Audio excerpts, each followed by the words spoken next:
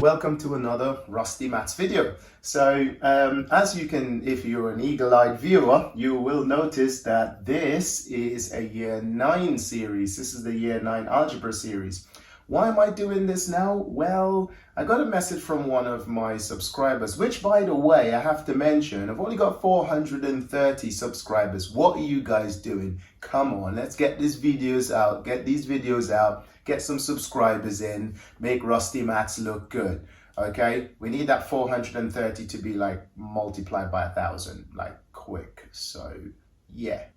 All right then. Anyway, back to what I was saying. So one of my subscribers have asked if I can start doing some year 9 algebra, because this is where they're at and this is what they need at the time. So here we go. Year 9 algebra. I have got it sequenced in my own way as I normally do. This is the launch video. Let's get cracking. So we're going to start with simplifying algebra, and our first lesson is going to be collecting like terms. Before we continue, please don't forget to subscribe to this channel and hit that notification bell so you will know as soon as a new video has landed. Let's define a few bits and pieces, because if I'm going to be using these words, you need to know what these words mean. So for example, if you ever hear me use the word variable, a variable is just going to be the letter that you will see in your expression. I'll tell you what the expression is in just a minute. So this E, that's my variable. In this question, T is the variable. In this question down here, I've got two variables. I've got K and I've got P. So those have got two variables there, and so on. So those are my variables. Now I'm going to tell you, if you ever hear me use the word terms, terms are the different parts of my expression. And again, I'll tell you what expressions are in just a moment. So terms are the different parts of my expression. So you can see here, this is one part, that's another part. So this expression has two terms. This expression down here have got 4 terms, because 1, 2, 3, and 4. So that's got 4 terms. So those are what terms are. Listen out for those words when I say them, terms, okay, and expression. And then now expressions. Well, these are expressions here.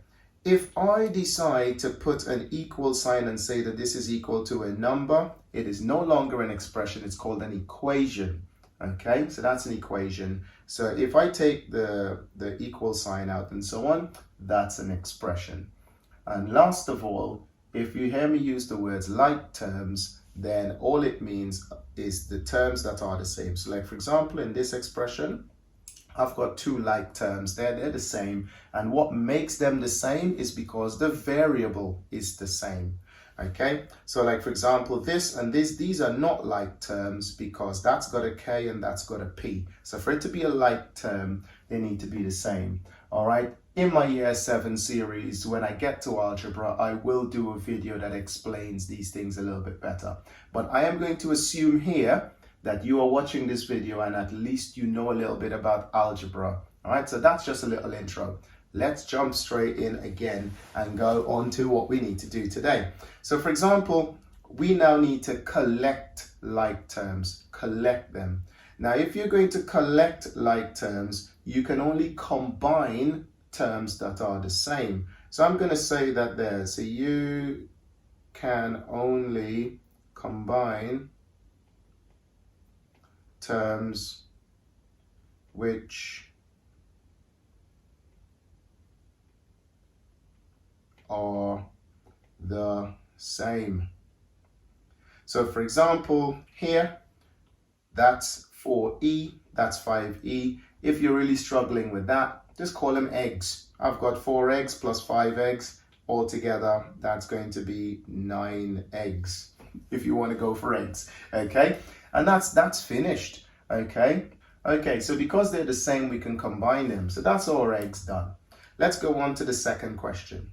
In the second question, we've got t's there, okay? I don't know what I can call for t's. Anyway, I'll just go with t's. So I've got 5t, take away 2t. Because these are the same, I can subtract them, so that's okay. So that's going to be 3t. That's pretty much done. Okay.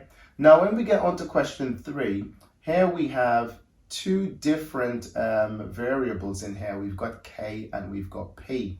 So we can only combine the things that are the same, the terms which are the same. So I can combine the k with the k, and then I'm going to change color here, and I can combine the p with the p.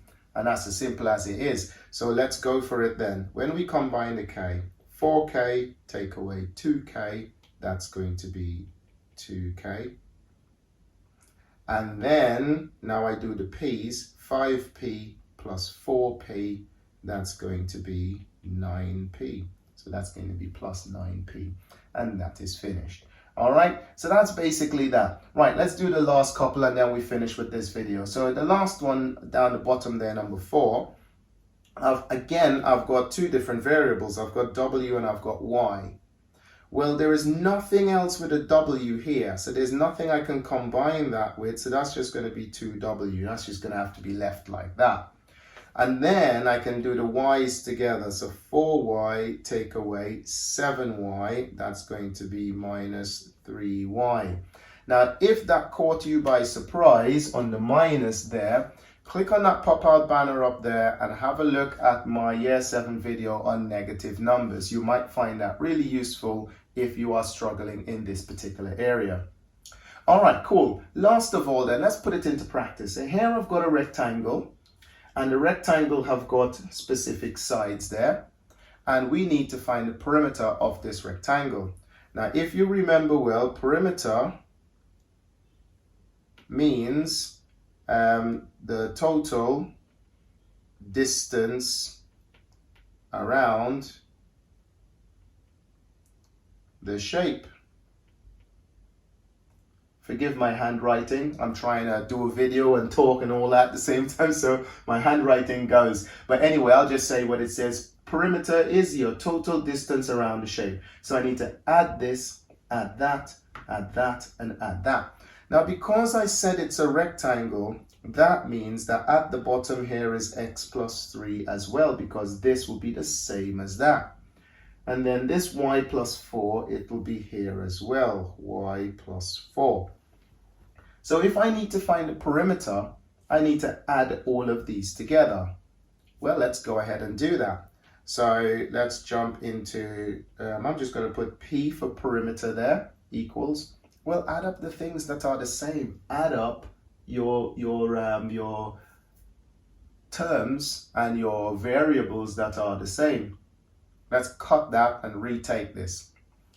Okay, so I'm going to go for my p down here for my perimeter, and I'm going to add up the sides now. But to start that, I'm going to add the things that are the same. So add the variables that are the same. So for example, I've got x and another x, so that's 2 x's all together. And I've got a y and another y there, so that's another 2 y's. And then I've got a bunch of numbers. So I've got 3 plus 4 is 7, plus 3 is 10, plus another 4 makes 14. This is now finished. Okay, and that's the perimeter. This is an expression of the perimeter of my shape. Please don't think that this is an equation because I've got an equal sign there. This is just to say that the perimeter is going to be that, okay? All right, and this ends our video for today, guys. So I hope you learned something new today on how to collect like terms. These will get a little bit more challenging as we go along, but for now, this is it. If you enjoyed this video, please give it a thumbs up. Don't forget to subscribe to the channel so that you don't miss any videos coming up. And I will see you on the next one. Peace.